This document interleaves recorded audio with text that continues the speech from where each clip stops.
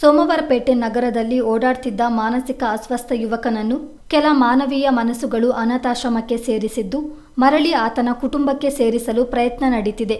ರಸ್ತೆ ಬದಿಯಲ್ಲೇ ಮಲಗುತ್ತಾ ಎಲ್ಲೆಂದರಲ್ಲಿ ಓಡಾಡಿಕೊಂಡಿದ್ದ ಬುದ್ಧಿಮಾಂದ್ಯ ಯುವಕನನ್ನು ಗಮನಿಸಿದ ಸ್ಥಳೀಯರು ಸೋಮವಾರಪೇಟೆ ವೃತ್ತ ನಿರೀಕ್ಷಕರಿಗೆ ಈತನ ಬಗ್ಗೆ ಮಾಹಿತಿ ನೀಡಿದ್ದಾರೆ. ಆತನನ್ನು ಠಾಣೆಗೆ ಕರೆಸಿ ವಿಚಾರಿಸಿದಾಗ ಮಾನಸಿಕ ಅಸ್ವಸ್ಥ ಎಂಬುದು ಗೊತ್ತಾಗಿದೆ.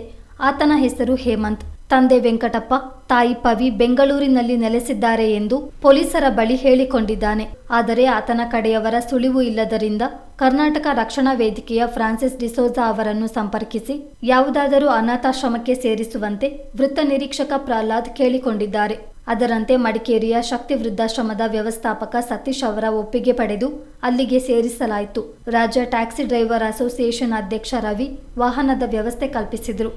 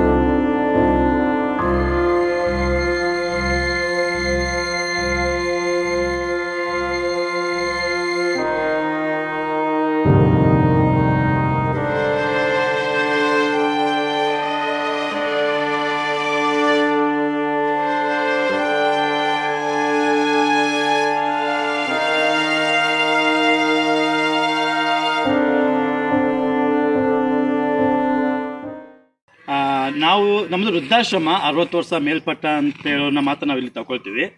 ಆದರೆ ಈ ಒಂದು ಸನ್ನಿವೇಶದಲ್ಲಿ, ಈ ಒಂದು ಪ್ರೆಸೆಂಟ್ ಸಿಚುವೇಶನ್ಲಿ ನನಗೆ ಫ್ರಾನ್ಸಿಸ್ ಸರ್ ಫೋನ್ ಮಾಡಿದಾಗ ಅವರು ಭಾಳಷ್ಟು ಸಮಾಜ ಸೇವೆಯಲ್ಲಿ ತಮ್ಮನ್ನು ತಾವು ತೊಡಗಿಸಿಕೊಂಡಿದ್ದಾರೆ.